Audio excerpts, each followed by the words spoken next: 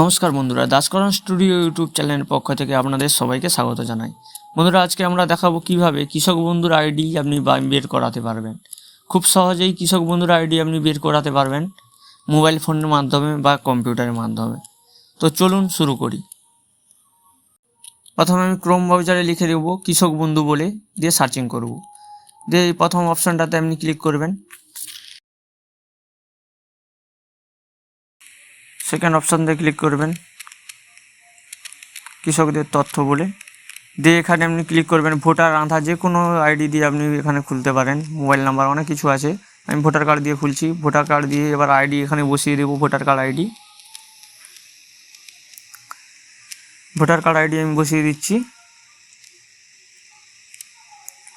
এরপর এখানটায় I am not এর রোবটে ক্লিক করবেন। এখানে আপনারা অনেক কিছু দেখাবে, এই বাইসাইকেল বিভিন্ন রকমের আসবে। বাইসাইকেলে আপনাকে ক্লিক করতে হবে, পুরো বাইসাইকেল যে যতটা অপশান আছে দিয়ে ভেরিফাইতে ক্লিক করবেন, দিয়ে সাবমিটে ক্লিক করবেন।